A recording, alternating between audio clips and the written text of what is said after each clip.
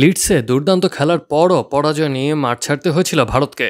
এবার তা হতে দেননি শুভমান গিল, লোকেশ রাহুলরা। এজবাস্টনে ৩৩৬ রানের জয়ে হাসি মুখে মাঠ ছেড়েছেন। এ জয়ে একটা অপেক্ষা ফুরিয়েছে এশিয়ার দলগুলোর। এজবাস্টনের জয়টি এশিয়ার কোনো দলের প্রথম। জয়টি ইংল্যান্ডের বিপক্ষে তাদের মাটিতে ভারতের সর্বোচ্চ। আগের সর্বোচ্চ রানের রেকর্ডটি ছিল ১৯৮৬ সালে লিডসে ২৭৯। সিরিজের তৃতীয় টেস্ট আগামী ১০ জুলাই ক্রিকেটের তীর্থভূমি লর্ডসে। ঘরের মাঠে জিততে হলে রানের পাহাড় টপকাতে হতো ইংল্যান্ডকে। ৬০৮ রানের লক্ষ্য তারা করাটা যে অসম্ভব ছিল তা দিন শেষ হওয়ার আগেই প্রমাণ করলেন ভারতীয় বোলাররা। বিশেষ করে ক্যারিয়ারে প্রথমবারের মতো ৫ উইকেট নিয়ে আকাশদ্বীপ।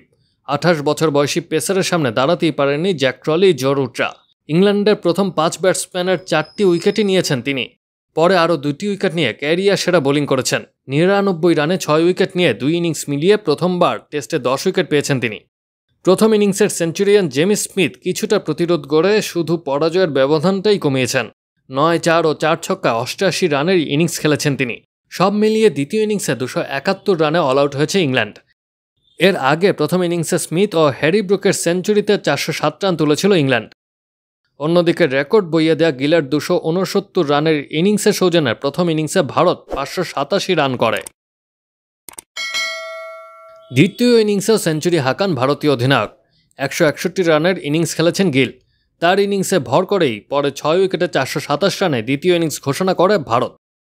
নিজের অধিনায়কত্বের প্রথম জয়ে ম্যাচ সেরাও হয়েছেন গিল।